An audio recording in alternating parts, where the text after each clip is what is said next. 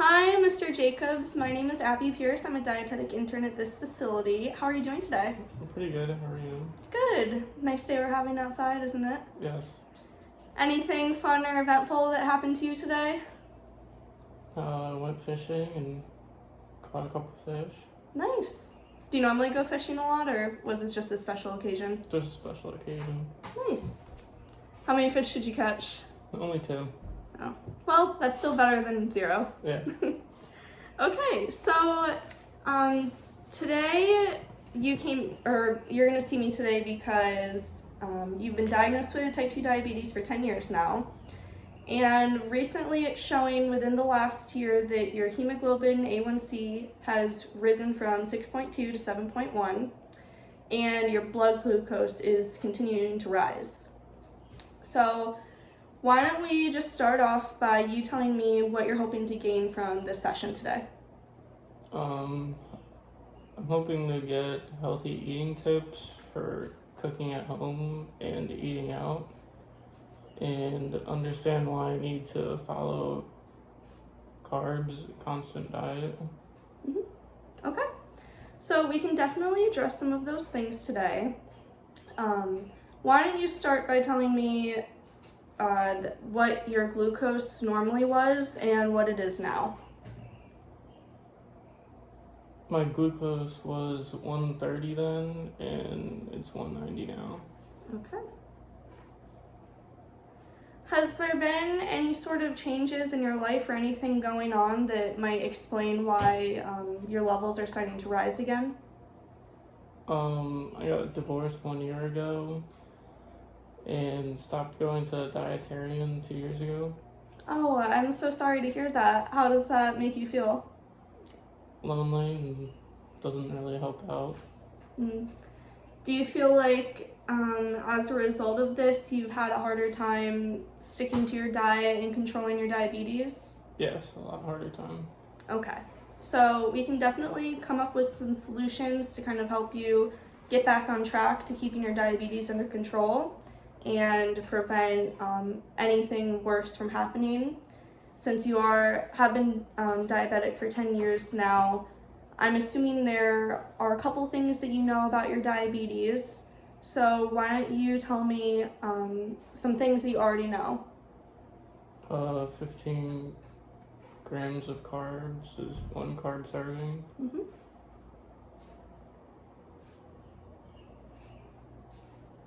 And anything else that you can remember, or is that about it? That's about it. Okay, that's fine. So I'll also just give you a little bit of a refresher of kind of some tips for you to keep your diabetes under control and some things for you to work on as well. Okay.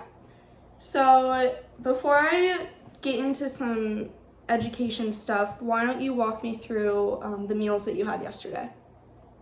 I had for breakfast 2 eggs with 2 pieces of toast.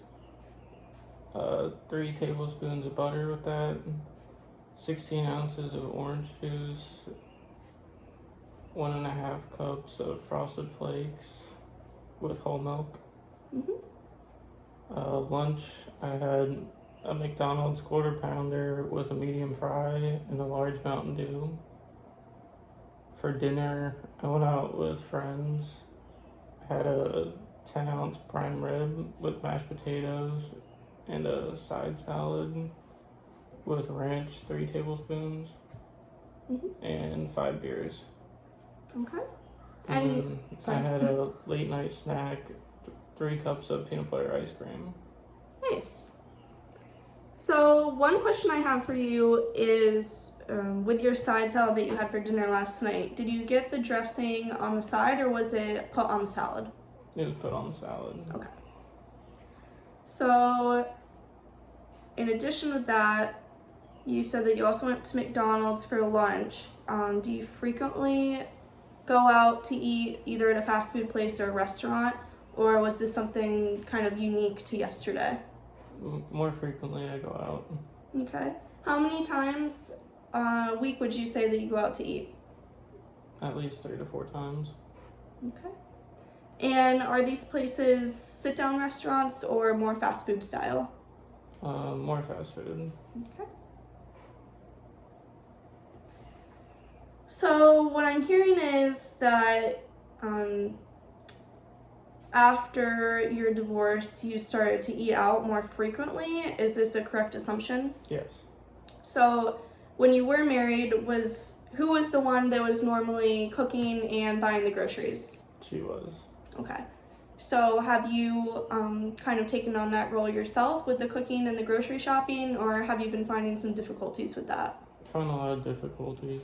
Okay. Do you think there's any particular reason why you're having a tough time with this? Can't figure out meals. Okay. Anything else, or just that? Just harder on my own to figure out meal plans. Right. So, what I have over here is just some tip sheets about diabetes. So, right here we have a nutrition label. Are you comfortable with reading nutrition labels, or do you feel like you need a refresher on this? I'm comfortable with them. Okay. So now we're gonna move on to carb counting for people with diabetes. So I know you had mentioned that something you would like to gain from this session was learning more about why following a consistent carbohydrate diet is important for you. Mm-hmm. So counting carbs at each meal is going to help you control your blood glucose levels so that you feel better. As you might remember from previous sessions, carbohydrates are going to give you fuel. So complex carbs and simple carbs are two different kinds of carbs. Complex carbs are bigger molecules. Those are in your whole grains, your fruits and vegetables, your low-fat dairy, things like that. So when you eat them, it takes longer for your body to digest them, and it's going to help to release the glucose slower into your body. With simple carbs, it's kind of the opposite of that. So simple carbs, you're going to find a lot of that in your fast food, and sometimes, depending on what you order, at sit-down restaurants. Those are going to include things like white potatoes, starchy vegetables, things like that. So normally, like vegetables that are like white in color, they're not orange, green, or anything like that. Mm. So the simple carbs, when you eat them, are going to take a shorter time to break down in your body, resulting in glucose being released faster into your body. So that's what's causing the spikes in your glucose levels or dips in your glucose levels, depending on how long you wait in between meals to eat. So what I have over here is a sheet about hypoglycemia, which is low blood sugar, and then hyperglycemia, which is high blood sugar. So how high is too high? No, I'm sorry. High blood sugar is when your blood sugar is too high, your blood sugar levels, they're going to result in you feeling like irritable, sweaty, moody, things like that. So we really want to try to avoid that because it's not comfortable for you to be experiencing. Mm-hmm. So this is where the carb counting comes into play. This is going to help you ensure that you're eating the same amount of carbohydrates at each meal and snack. So that's going to prevent your blood sugar levels from spiking or dropping. Okay. So, do you remember which foods contain carbohydrates? If not, that's okay. No. Okay. So, as you can see right here, foods with carbohydrates include bread, crackers, and cereals, pasta, rice, and grains, starchy vegetables, as I had mentioned, such as potatoes, corn, beans, milk, and yogurt have carbohydrates, fruits and fruit juices have carbohydrates, and then sweets such as cookies, cakes, or ice cream, like what you had for your late night snack last night. Okay. So, as you had mentioned earlier, 15 grams of carbohydrates equal 1 serving of a carbohydrate. So, since you already know how to read a food label, you'll be able to find where the carbohydrates are listed on your food label. You can see how many grams are in each serving, and then from that you can calculate how many grams of carbohydrates you're consuming. So that's reading the food label is going to be something important for you to make sure that you're staying consistent. Okay. So, some meal planning tips, as you can see over here, would be, eating 3 to 5 servings of carbohydrate foods at each meal, or 1 to 2 carbohydrate servings for each snack. So, as you can see over here, we have our exchange list. So this is going to list different kinds of foods that have carbohydrates. It'll list the serving size, as you can see over here. So 1 serving of a bagel, as you can see, is 1/4 of a large bagel. That's going to be 15 grams of carbs, or 1 serving. Okay. So if you want to have 5 servings, you just need to be counting and making sure that you're keeping in check with what's required for you. So, is this something that you feel comfortable with now that I've kind of re-explained it to you? Yes. Do you feel like you'd be able to kind of implement this into your lifestyle? Yeah. So on a scale of 1 to 10, how willing, 10 being very willing, 1 being not at all, would you be to implement these changes into your life? Probably a 9. Nice. That's a very high number, so why would you say a 9 instead of a 1? What are some factors that make you more willing to do this? I want to get healthier and not feel as bad. Right. That's definitely some good reasons as to why you would want to implement this. So I can see that you're already kind of in the right mindset to make these changes. So that's good.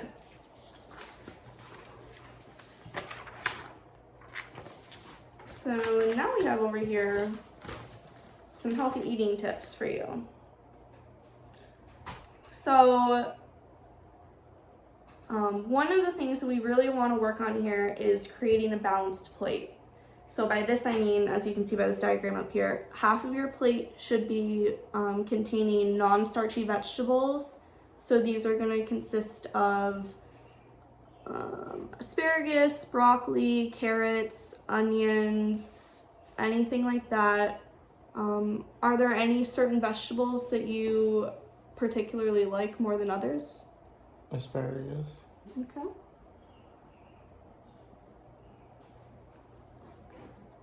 So this is something that, so in addition with the vegetables, we have 1/4 of our plate filled with carbohydrates.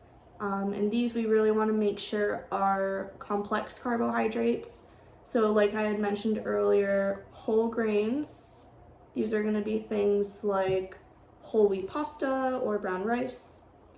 And then fruits and vegetables. And you had mentioned that you do like asparagus. Are there any kinds of fruits that you like? Apples. Anything else? That's it. Okay. Additionally, we have whole grains, fruits, vegetables. We have our low-fat dairy.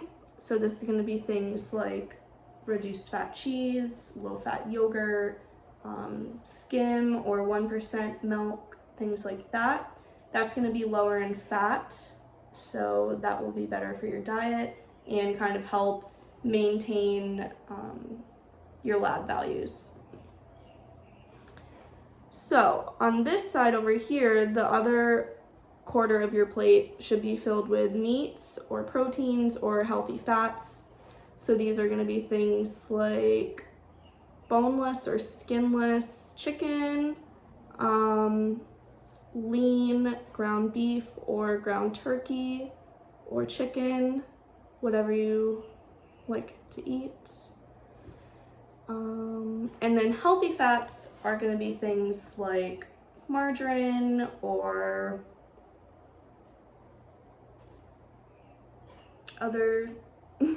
margarine or like olive oil or nuts are a good source of healthy fats, things like that. So by healthy fat, I mean not high in saturated fat or trans fat. So things that are healthy fats are going to include monounsaturated or polyunsaturated or monounsaturated fats, like your oils, your margarine, things like that, that are liquid at room temperature and come from a plant. Okay. So, how do you feel about this with the healthy eating? Explained a lot better now to me, and I understand it easier.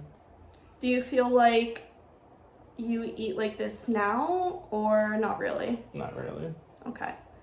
What are some steps that you think you could take to achieve a healthy plate, such as this one pictured on the paper? Just really going out or coming up with a meal plan first and going out to the grocery store and actually buying the stuff so I have it. Yeah, that sounds like a great idea. So, how often do you go grocery shopping? About every 2 weeks. Okay. Is there a particular day that you like to go grocery shopping on, or kind of whenever you get the chance to? Whenever I get the chance. Okay. Do you normally bring a list with you to the grocery store, or do you kind of just look around and go off memory? I just kind of wing it. Okay. Do you think that meal prepping and creating a grocery list would be something you'd be willing to do? Yeah. Okay.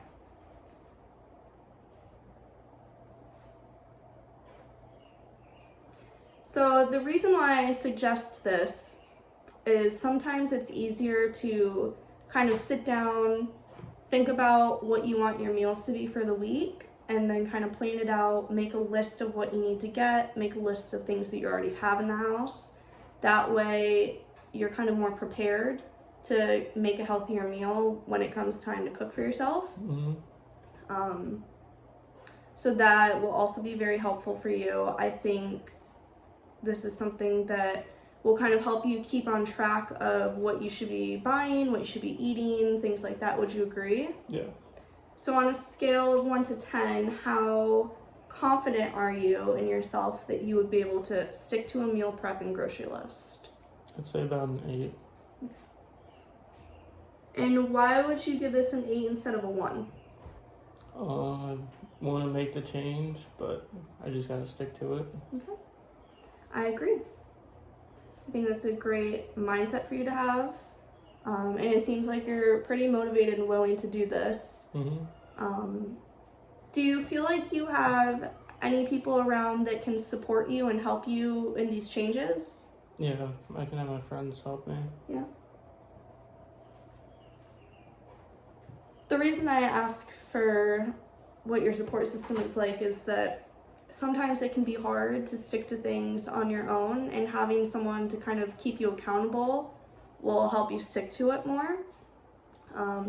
I know sometimes it's hard to listen to me, and it's easier to listen to a friend. Mm-hmm. So if you kind of just sit down with your friend and tell them, you know, what's going on in your life and what changes you need to make, and kind of ask them to be that encouragement for you, it could help you maybe stick to your goals and achieve them. Mm-hmm.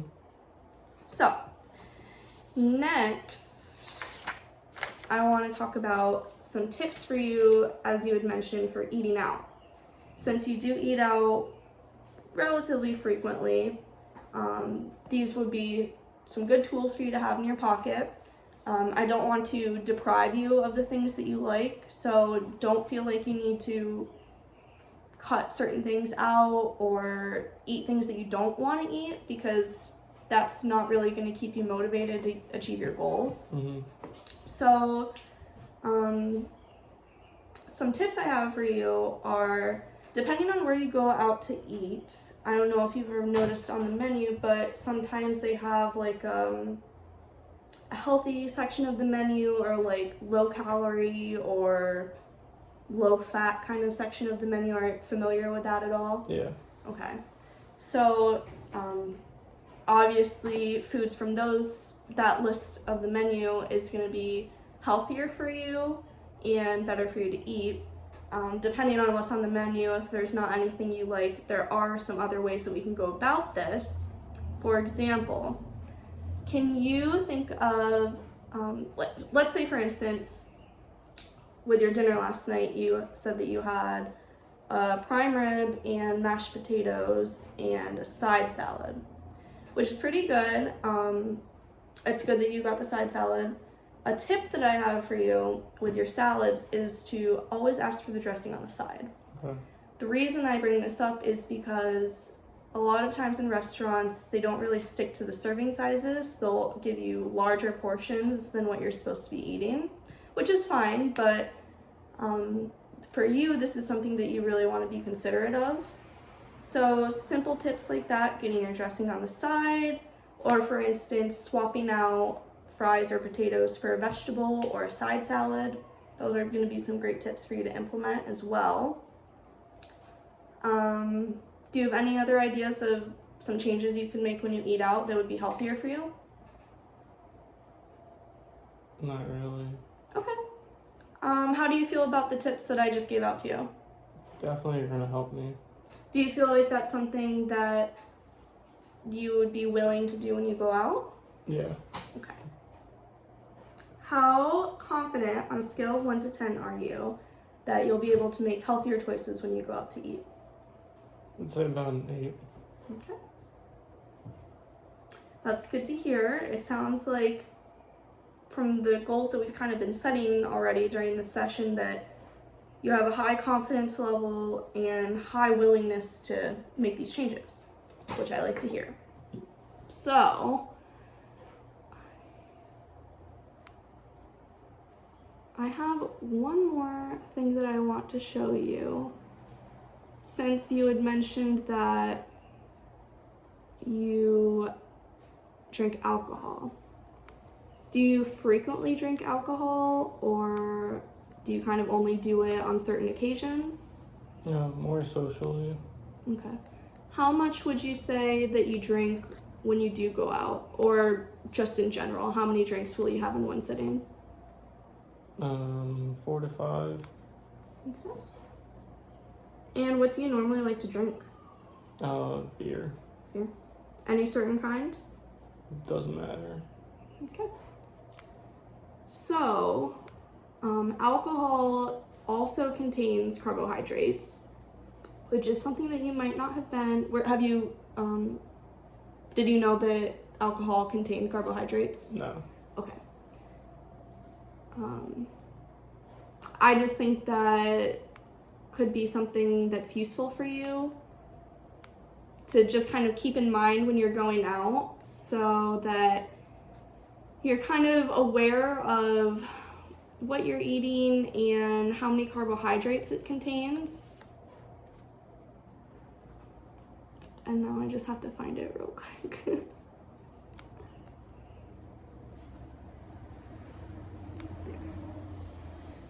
So, as you can see right here, in 12 fluid ounces of beer, not light beer, but regular beer, it contains 12.7 grams of carbohydrates.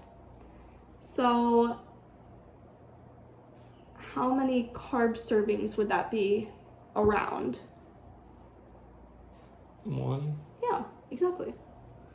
So, you can see how one beer is already 1 serving of carbohydrates, and if you're supposed to have 5 servings for dinner and you had 5 beers, you've already reached your carb servings.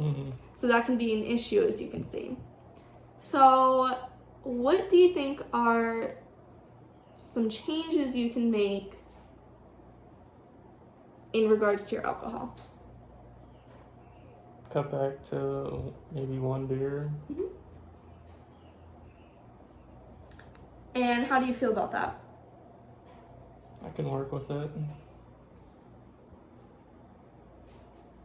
How willing do you think that you would be able to do this on a scale of 1 to 10? A 6. Okay. And why would you say a 6 instead of a 1? Because I would like to take this step. It's just gonna take some time to getting to there. Do you feel like cutting back on your alcohol would be harder for you than eating healthier? Yeah. Okay. So that's not something necessarily that you should be concerned about right now, since you do have some reservations toward it. So as long as we can kind of just stick to the healthy eating, I think that will work very well for you. And then later on we can kind of come back and address the alcohol and maybe brainstorm some more ways that we can work on that as well. Okay. So definitely don't get stressed out or worried about this, because we can work on it. Alright. So, do you have any other questions that you would like me to answer right now? No. Okay. So just to kind of recap some of the goals that we had mentioned, one of them was to meal prep and create a grocery list every time you go grocery shopping. Mm-hmm.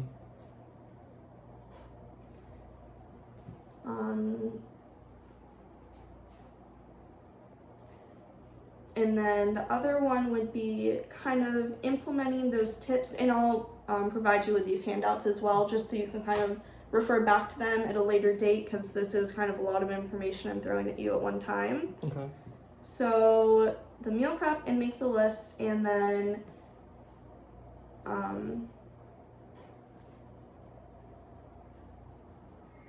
what was the other goal? Oh, the meal prep and make the list, and then making healthier choices when you go out to eat. Mm-hmm. Okay. So overall, how ready would you say that you are to make these changes? On a scale of 1 to 10. 10 being definitely ready to make this step right now, 1 being I could totally care less. I'd say about a 6. Okay. Can you name or list any barriers you think that might prevent you from making these choices? No. Okay. So why wouldn't you say that you would give this a 10? Just gonna be harder changing the lifestyle. Right. I completely understand some concerns that you might have over that. And then again, I would just say really kind of try to create a strong support system for yourself. Try to identify some things that would prevent you from sticking to this, and maybe think through, why am I doing this? Why am I not eating healthier? Why am I not meal prepping? Why am I not making a grocery list? Things like that. Mm-hmm. Kind of reflecting on what you're doing might help pinpoint some issues that you're having in achieving these, and then you and I can kind of brainstorm a way to overcome them. This isn't something that you feel like you should be doing by yourself, because in addition to your friends and other support that you might have, you also have me.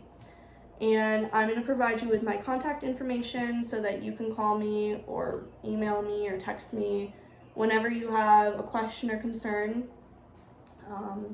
And then we can kind of work together to find a solution. Okay. Does that sound good to you? Yeah.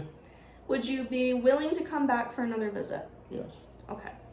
So I will see you in 2 weeks, and kind of just keep these goals that we made in mind and really try to work towards them. And I think you have the right mindset, and you seem to be pretty motivated to make these changes, and you know that this is going to benefit your health and kind of reduce your glucose levels in your hemoglobin, A1C, and get those back to a more ideal level. Mm-hmm. So again, thanks for coming in, and I'll see you next time. All right, thank you.